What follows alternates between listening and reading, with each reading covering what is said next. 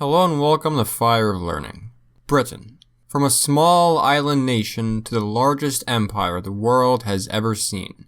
An empire upon which the sun did not set, and in technicality still does not set. How is this achieved? What was the secret to Britain's success in empire building?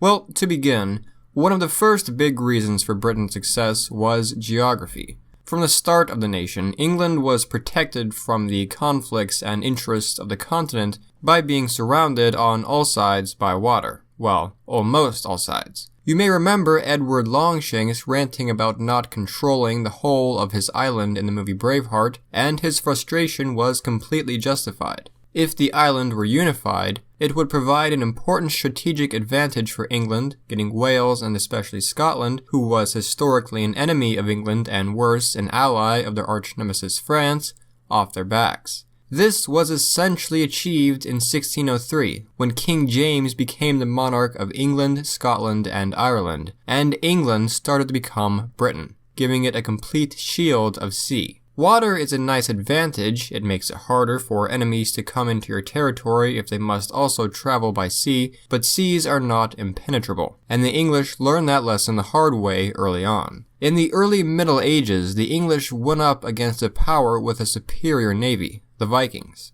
The Vikings spread havoc on England and nearly conquered the Anglo-Saxon kingdoms entirely. Though eventually thrown off, only to be conquered by a half-Viking group known as the Normans, the English understood that to protect their nation, they would have to invest in a powerful navy. As the centuries progressed, that navy saved their country on multiple occasions, including during the failed invasion of the Spanish Armada during the Anglo-Spanish Wars and the Battle of Trafalgar in the Napoleonic Wars.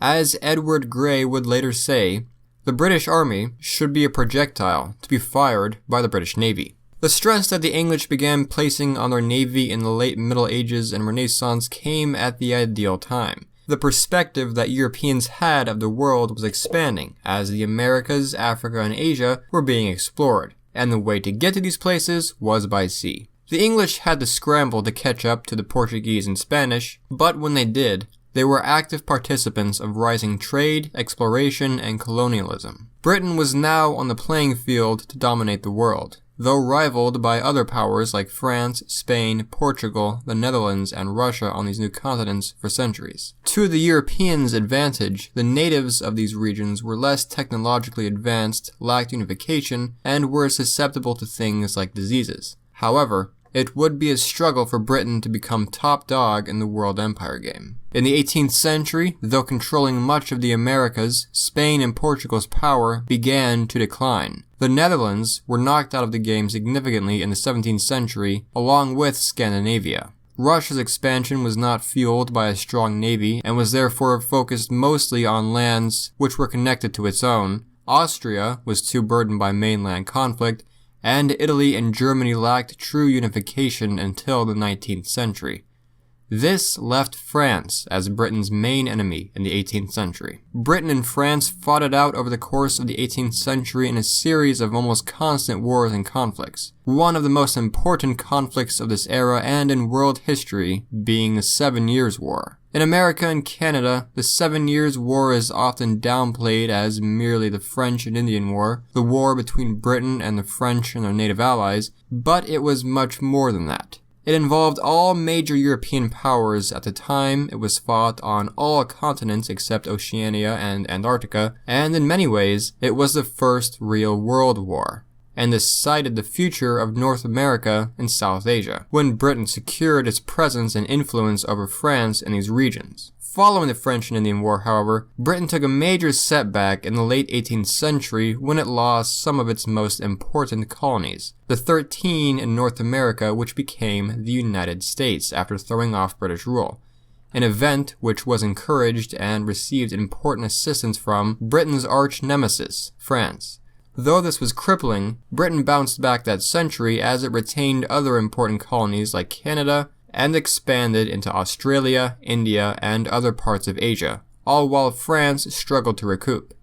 Before France could recover, though, it underwent a decade-long revolution which spilled over into other parts of Europe and threatened not only British possessions like Ireland, but also the British government itself. When the revolution ended, it did so under the rule of Napoleon, who set about conquering the whole continent, and had a specific interest in Britain. Though Napoleon's invasion of Britain failed, as I said, France remained a critical threat on which Britain focused its resources and tried to rally the continent against for over a decade. While Napoleon was having great success on the main continent, he did fail with France's former colonial possessions. He reclaimed Louisiana only to sell it to the United States and lost Haiti to a slave uprising. Furthermore, he failed to challenge Britain in other parts of the world, leaving the path to colonizing these places open to Britain. When Napoleon was eventually defeated, it paid off greatly for Britain, as it entered into what is called Pax Britannica, a period of relative peace among Europeans.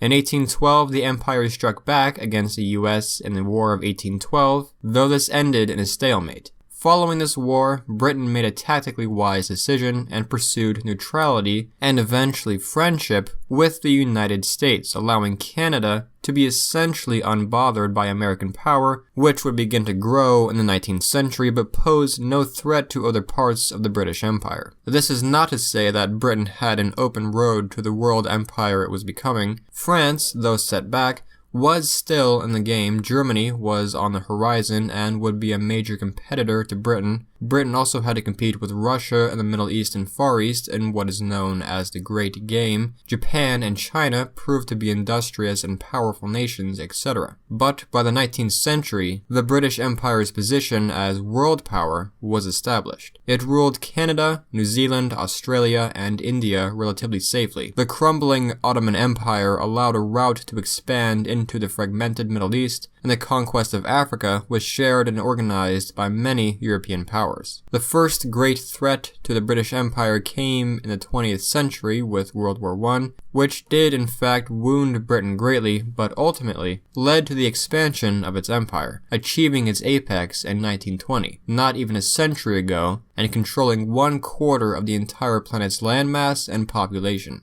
To summarize, Britain's geographical advantage, its rule over the whole of its island, its emphasis on having the most powerful navy in the world, its investment in trade and exploration, its drive to colonize the world, its victories in wars against contenders, such as in the 7 Years' War, and the avoidance of issues that other mainland nations faced, such as mainland conflicts, allowed it this serious advantage. Also keep in mind that science and technology were embraced in Britain early on. For example, the Industrial Revolution began in England. Britain's power fell after the Second World War, which damaged Europe and caused massive decolonization and independence movements across the world, which led to the official end of the empire in 1997, but its influence on the world remains unmatched, and its legacy unbeaten. For more videos like this, I'd invite you to check out my channel, specifically the history playlists. And for more videos on many other topics, from Vikings to terraforming to dreams to coffee to a documentary on English history to aliens and much more, I'd invite you to check out the rest of Fire of Learning and keep up with them in the future by subscribing.